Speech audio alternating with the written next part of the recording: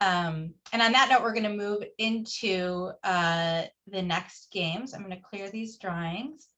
And this is called Visionary. We're going to be using annotate here, and this time we're using the draw function. So we're going to find that. For this game, one of you is going to be the visionary. I will send that person in a private message in the chat a link to a photo on the web. And the visionary is describing that picture in whatever terms you want. It's not like a taboo or a game where you can't say certain words. You can say exactly what it is. And your teammates are trying to draw the picture in the blank space on the right side of the screen. And you're working together to draw it. So you're collectively drawing the picture. There's going to be a 2-minute timer on the screen. So it's in a pretty short period of time. We'll just do one round of this. So we'll say the drawers, you can ask clarifying questions. But again, the 2 minutes includes both describing and the drawing. So is there somebody who would like to volunteer to be the visionary? Lauren, your hand shot right up. I am not a drawer.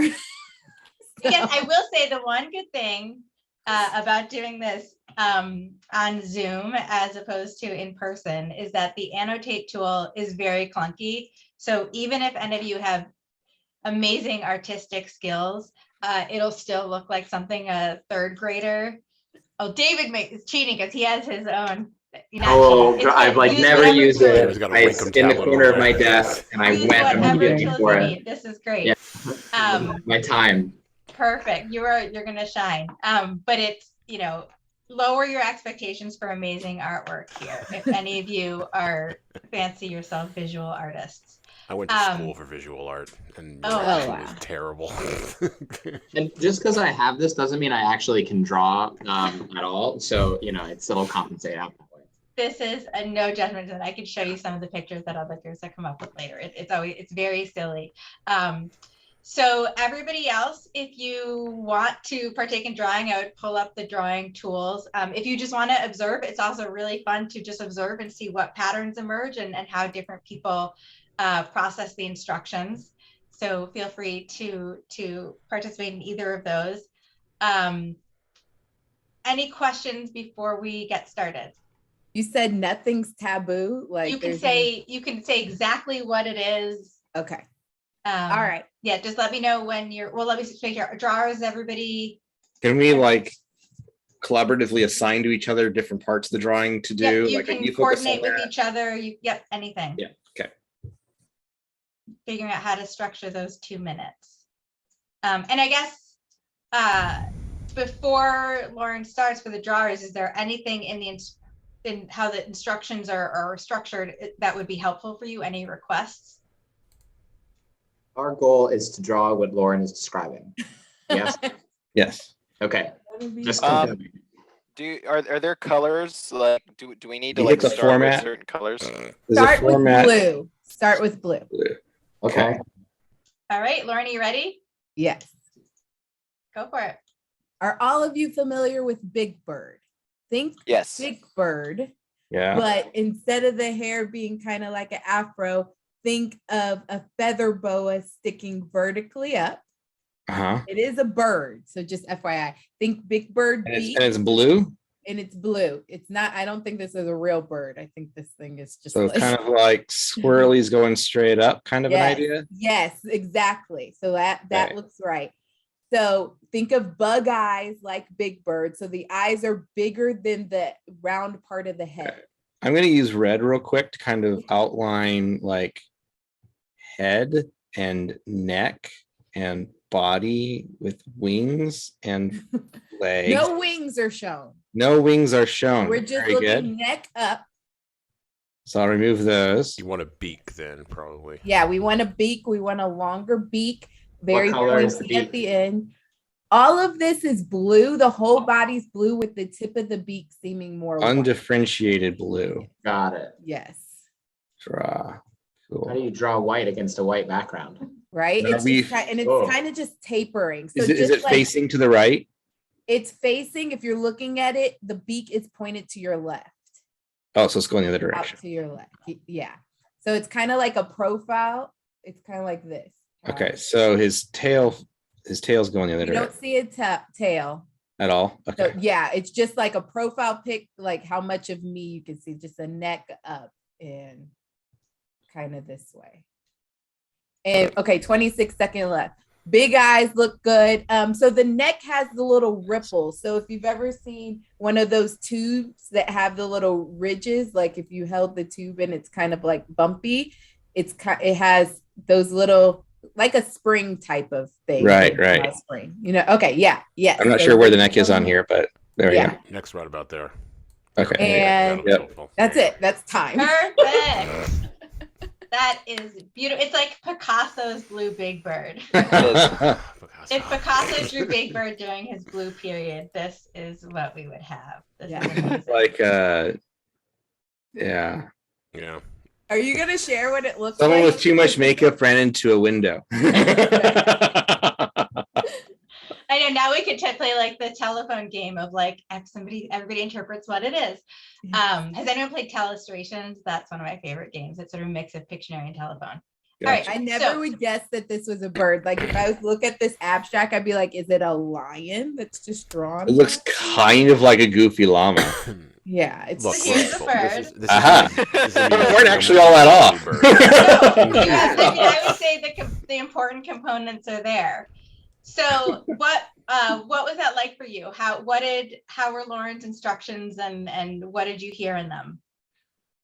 My main struggle was the scale, because I was thinking that this was like the entire bird from top of head to the feet. So I was trying to sketch it out in that context. It wasn't until the very end that I caught on that everybody else was drawing just the face. Mm-hmm. I think I had. Go ahead. I was gonna say, I think it was good questions because I was like going down. And people, when they started saying like the body and it was this way, then I was able to say, no, you're just getting a profile, just getting neck up and stuff. So I feel like people asked good questions or made good statements out loud.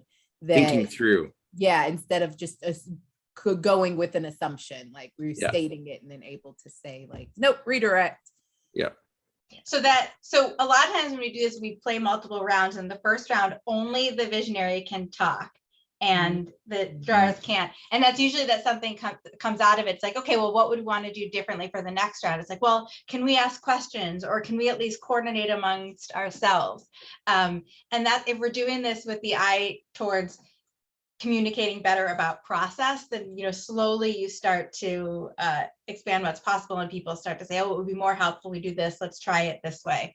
But for Lauren, what I've heard is as people were asking questions, as you look at the picture, it may seem like a pretty straightforward picture, but there's an infinite number of places where you could have started describing it: color, composition, size.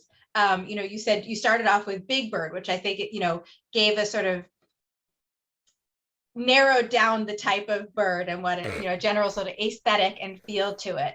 But that happens every day in our lives where we're trying to explain something to people that's clear to us and not clear to them. And we think it intuitively makes sense to me, so however I describe it is going to paint the exact same picture to them. And that's almost never the case. And this is, I've done this with groups, where there's a very demanding leader of the team who is very clear in their head about what they want to see happen. And they don't leave time to ask questions. They frequently will say, my team is never giving the quality of work that I want. And it's like, well, how are you communicating instructions and how are you making sure they understand? Well, they should just know. And it's like, all right. So we did this in a group where that was very much the culture. And without even me having to do like the little bit of a nudge, she said, I need to make more time for you to ask questions. I didn't realize how important it was. And to me, it was like, duh. But you could feel the pressure in that room just change. And it was like, yes, like we want to make you happy. We want to make this company successful. But you need to change your leadership style a little bit. And, we all have a lot of things on our plate. We all have a lot we're trying to accomplish. And you kind of forget that the interpersonal aspects are more complex. So this is just a really fun and easy way to literally illustrate that. and start some really great conversations. Normally we spend much more time, but we have one more game that I want to do that takes up a little bit more time.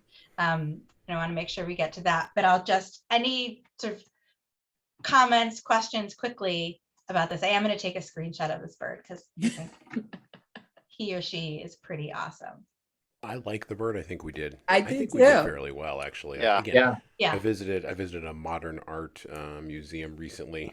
That's a modern art masterpiece, folks. Are they taking submissions? Should we? Right. I feel like Absolutely. it should be submitted. I think you should take, actually, here's just an idea, Alex. I think you should take all the screenshots from all the ones that you've done and actually submit them to an art display in your local like college.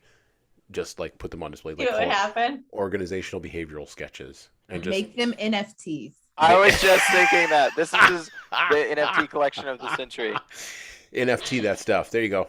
And it's amazing too, because this has been the source of like a lot of inside jokes with teams. There's a picture that we use that's a lot of pandas, and the pandas, for whatever reason, everybody in the team just started making purple pandas. And now like purple panda is like the code word for like, we need to take a moment of clarity and make sure we're all on the same page. And they're like, we're calling it a purple panda. That's like the name of the huddle that we have to have. Which is amazing. That's such an effective culture defining strategy right there. And it only comes out of an experience. Yeah, Harry. Yeah, so it looks to me like the bird ate Picasso. Yes, absolutely. There's a very strong Picasso element. I do like the idea of it as a publicity thing for Barometer of like submitting these to art shows. Maybe we'll have to I'm move telling on you that idea has legs. All right, hey Son, I'm gonna hit you up for some ideas. Cool. I'm glad you like that. I'm gonna stop sharing for just a second to tell you what is coming next. So these were